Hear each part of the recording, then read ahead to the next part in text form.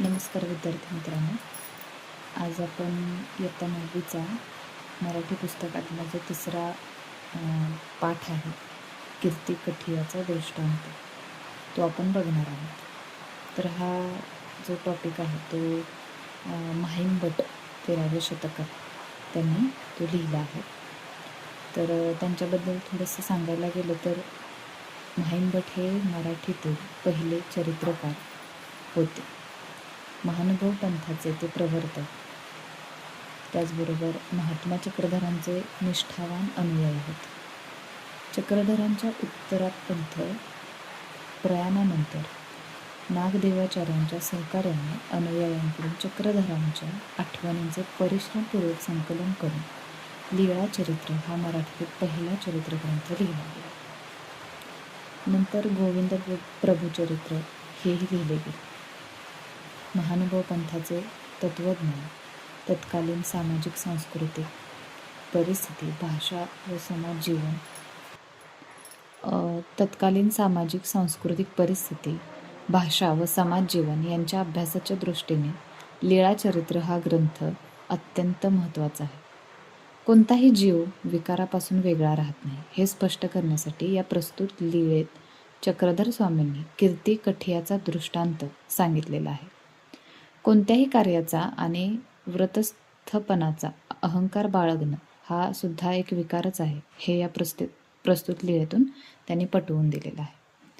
तर आता आपण हा जो पाठ आहे तो सुरू करण्याच्या आधी एक मी छोटासा चक्रधर स्वामींचा किस्सा सांगू इच्छिते.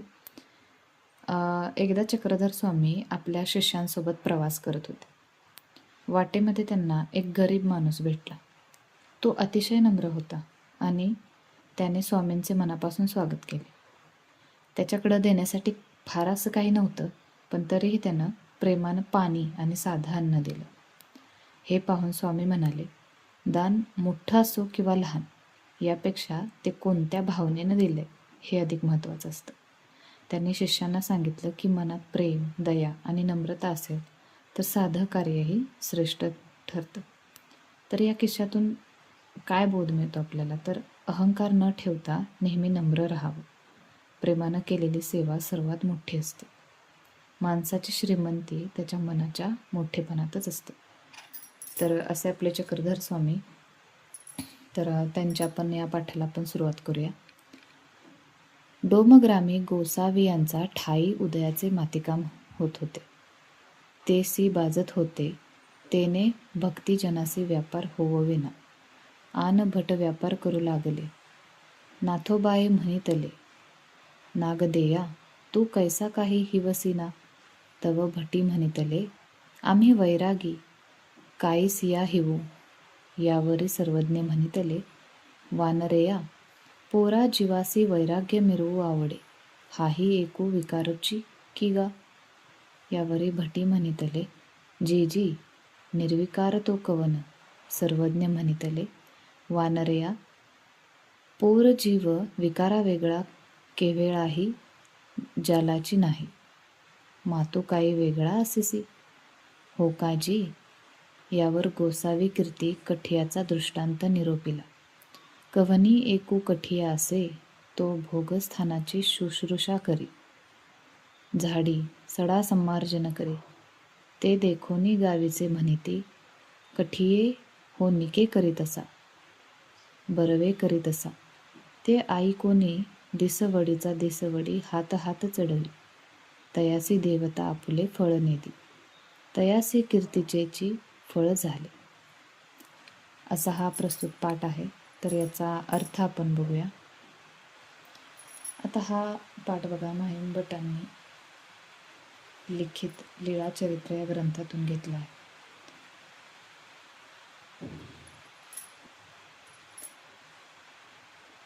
हा प्रश्न तुम्हाला रिकामी जागा किंवा एका वाक्यात उत्तरामध्ये येऊ शकतो की जे लीळा चरित्र आहे ते कोणी लिहिलं, तर त्याचं काय उत्तर आहे, माहीम भट हे उत्तर आहे. हा पाठ माहीम भट लिखित लीळा चरित्र या ग्रंथातून घेतलेला आहे. या दृष्टांतातून अहंकाराचा त्याग, नम्रता आणि खरं वैराग्य यांचा संदेश दिला आहे. आता पाठाचा सारांश काय आहे, एके दिवशी सकाळी श्री चक्रधर स्वामींच्या ठिकाणी मातीचे काम सुरू होते. थंडी खूप असल्यामुळे अनेकांना काम करणे कठीण जात होते.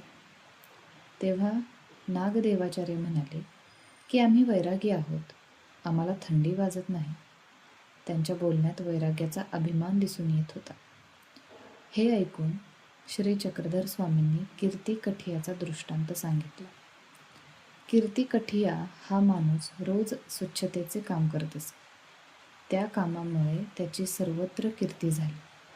पण हळूहळू त्याला आपल्या कार्याचा अहंकार वाटू लागला. त्यामुळे त्याचा चांगला गुणच त्याचा दोष बनला.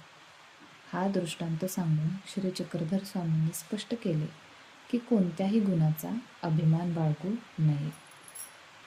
आता हा जो दृष्टांत त्यांनी सांगितला, तर श्री चक्रधर स्वामींचा दृष्टांत सांगण्यामागचा सखोल विचार काय होता ते आपण बघू. श्री चक्रधर स्वामी हे केवळ धार्मिक गुरु नव्हते, तर उत्तम मानसशास्त्रज्ञ आणि समाजसुधारकही होते. ते लोकांना थेट उपदेश करण्याऐवजी दृष्टांत म्हणजेच उदाहरण किंवा एखादी गोष्ट सांगून शिकवायचे. कारण गोष्टीतून दिलेला संदेश लोकांच्या मनावर अधिक प्रभावीपणे कोरला जातो. कीर्ती कठियाचा दृष्टांत यामागे जो गाभा असा आहे की माणूस एखादा चांगला गुण किंवा त्याचं चांगलं कार्य करत असताना सुरुवातीला तो निस्वार्थ असतो. पण जेव्हा लोकांकडून त्या कामाचं त्याच्यासाठी सतत जर कौतुक मिळू लागलं की त्याच्या मनात मात्र मी इतरांपेक्षा किती श्रेष्ठ आहे अशी भावना निर्माण होऊ लागते. हा अहंकार हळूहळू त्या गुणालाच नष्ट करतो. म्हणजेच जो गुण माणसाला महान बनवत होता तोच अभिमानामुळे त्याचा दोष बनत जातो. श्री चक्रधर स्वामी सांगतात की खरं वैराग्य म्हणजे बाह्य कष्ट सहन करणे नव्हे, तर मनातील अहंकार, लोभ, मत्सर आणि मीपणा सोडणे असं आहे. त्यामुळे त्यांनी नागदेवाचार्यांचा थेट अपमान न करता दृष्टांत सांगितला. यामुळे शिष्यांना स्वतःची चूक पण स्वतः समजली आणि त्यांचा अपमानही झाला नाही. हीच त्यांच्या शिकवण्याची वैशिष्ट्यपूर्ण पद्धत होती. आता या पाठाचा जो तात्विक अर्थ आहे तो असा की अहंकार हा सर्व सद्गुणांचा शत्रू आहे. त्याचबरोबर नम्रता ही ज्ञान आणि वैराग्याची खरी ओळख आहे. जेवढा माणूस मोठा होतो तेवढा तो अधिक विनम्र असला पाहिजे. स्वतःच्या गुणांचा अभिमान न बाळगता ते समाजाच्या हितासाठी वापरणं ही खरी साधना आहे. आता हा जो दृष्टांत त्यांनी दिला याचा आजच्या जीवनाशी काय संबंध आहे तर बघा, आज एखाद्या विद्यार्थ्याला जर चांगले गुण मिळाले, खेळाडूने स्पर्धा जिंकली किंवा एखाद्या नोकरीत यश मिळालं, तर त्याने त्याचा गर्व न करता अधिक मेहनत आणि नम्रता ठेवली पाहिजे. कारण यश टिकवण्यासाठी नम्रता आवश्यक असते. अहंकारामुळे प्रगती थांबते. म्हणजे ह्याचा एका वाक्यात जर सारांश देण्याचं झालं तर श्री चक्रधर स्वामींच्या मते मनातील मीपणा सोडून नम्रतेने जगणारा माणूसच खऱ्या अर्थानं महान आणि वैराग्यवान असतो. आता परीक्षेमध्ये लिहिण्यासाठी तुम्हाला जर याचा मुख्य संदेश लिहा असं आलं किंवा भावार्थ लिहा असं आलं तर तुम्ही छोटी छोटी वाक्य लक्षात ठेवून परीक्षेमध्ये तुम्ही काय करू शकता, त्याचं मोठं आन्सर लिहू शकता. तर याचा मुख्य संदेश असा लिहिणार तुम्ही की अहंकार हा माणसाचा सर्वात मोठा शत्रू आहे. चांगले गुण असले तरी त्याचा गर्व करू नये. नम्रता हीच खऱ्या महानतेची ओळख आहे. आपल्यातील गुण हाच अवगुण होऊ शकतो जर त्याचा अहंकार निर्माण झाला तर. आणि याच पद्धतीनं तुम्ही हे जर पॉईंट छोटे लक्षात ठेवले तर तुम्हाला जे सारांश लेखन आहे किंवा जे तुम्हाला लघुत्तरी प्रश्नांची उत्तरं लिहावी लागतात त्यासाठी तुम्हाला हे उपयोगी पडेल. आता लक्षात ठेवण्यासाठी महत्त्वाचे मुद्दे आणखी काय आहेत तर याचे जे लेखक आहेत ते तुम्हाला लक्षात ठेवणं गरजेचं आहे. लेखक आहेत आपले माहीम भट. त्याचबरोबर ग्रंथ लक्षात ठेवायचा आहे लीळाचरित्र. आणि यातला जो मुख्य विचार आहे तो आहे अहंकार टाळा, नम्र राहा आणि गुणांचा गर्व करू नका. तर याचा बोध असा आहे की गुणांपेक्षा नम्रता अधिक महत्त्वाची असते. त्यामुळे हे सगळे पॉईंट्स तुम्हाला लक्षात ठेवणं गरजेचं आहे. खूप सुंदर पद्धतीनं चक्रधर स्वामींनी काय केलेलं आहे तर विविध असे दृष्टांत देऊन त्यांनी समाज सुधारण्याचं किंवा शिकवण्याचं कार्य केलेलं आहे. अशा पद्धतीनं आपण हा जो पाठ होता त्याचा अर्थ समजून घेतलेला आहे. त्याचबरोबर आपण आता याचा स्वाध्याय बघूया. तर आपण पाठाचा स्वाध्याय बघूया. आता या स्वाध्यायामध्ये पहिला जो प्रश्न आहे की कोणास उद्देशून म्हटले आहे ते लिहा. आता त्यातला जो पहिला आहे शब्द तो आहे वानरिया. वानरिया कोणास म्हटलं आहे तर भटीस म्हटले आहे. त्यानंतर सर्वज्ञ, सर्वज्ञसुद्धा भटीस म्हटलेला आहे. त्यानंतर गोसावी हा जो शब्द आहे तो सर्वज्ञास म्हटलेला आहे. त्यानंतर तुम्हाला दुसरा जो प्रश्न दिलेला आहे त्यामध्ये कठियाची जाणवलेली स्वभाव वैशिष्ट्ये तुम्हाला लिहायची आहेत. तर तो जो कठिया होता त्याची काय स्वभाव वैशिष्ट्ये तुम्हाला समजली तर तो अहंकारी होता आणि गर्विष्ठ होता. असं त्या 2 बॉक्समध्ये तुम्हाला हे शब्द लिहायचे आहेत.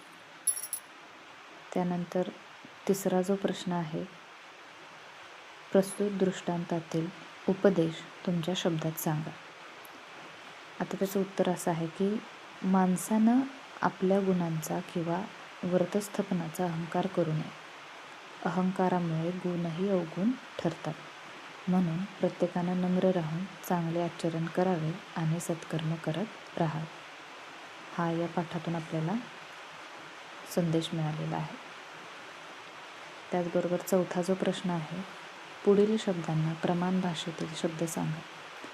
प्रमाण भाषेतील म्हणजे जे आपण आपल्या भाषेमध्ये बोलण्यात वापरतो ते शब्द आपल्याला लिहायचे आहे. तर पहिला शब्द आहे कठिया. कठिया म्हणजे काठी. सी म्हणजे ती. काईसिया म्हणजे कशी. त्याचबरोबर कहनी म्हणजे कोण. असे त्या शब्दांचे आपल्या प्रमाण भाषेत शब्द आहेत.